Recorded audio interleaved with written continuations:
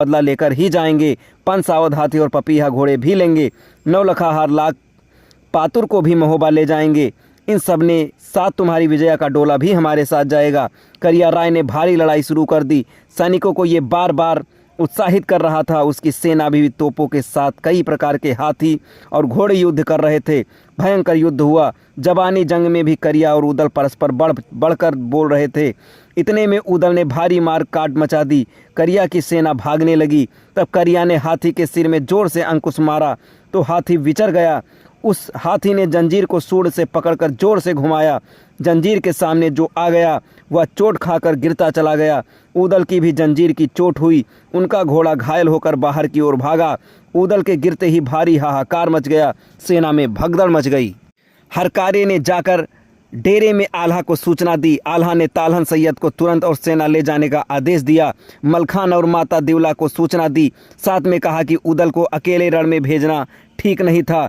मलखान ने पूरी फौज साथ ली और युद्ध की ओर चल पड़ा। माता दिवला भी तैयार हुई और रणभूमि में आ पहुंची। उन्होंने पंचसावध हाथी को पुचकारा और उसे 10 राज की दुहाई दी। राजा परिमाल का वास्ता दिया। अपने द्वारा की गई सेवा की याद दिलाई तो हाथी पंचसावध ने जंजीरें नीचे गिरा दी। करिया राय भी मूर्छित था। वह जागा तो उदल को अपने पास पड़ा देखकर वह बहुत खुश हुआ। इतने में वीर मलखान वहां आ गया। मलखान ने करिया राय को ललकारा। करिया राय ने उसे महोबा लौट जाने की सलाह दी। मलखान ने कहा अपने चाचाओं का बदला लेकर गज सावध और पपीहा घोड़े लाखा पातुर और नौलखा तो वापस लेकर ही जाएंगे। साथ में तुम्हारी बहन विजया का डोला भी लेकर जाएंगे। करिया राय ने सांग उठाकर मारी। घोड़ी कबूतरी फुर्ती से दाएं हो गई। सांग धरती पर गिर पड़ी। मलखान बाल बाल बच गया।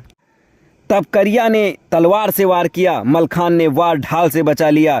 फिर मलखान ने कबूतरी घोड़ी में एड़ लगाई तो करिया के हौदे में दोनों पांव जमा दिए। हौदा आधा टूटकर गिर गया। हाथी घबराकर भूमि पर बैठ गया।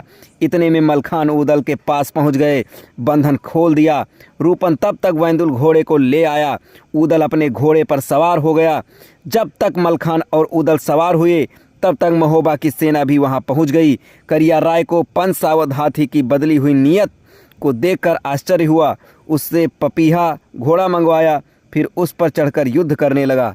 इसके आगे की कहानी आपको अगले वीडियो में बताई जाएगी। तब तक धन्यवाद।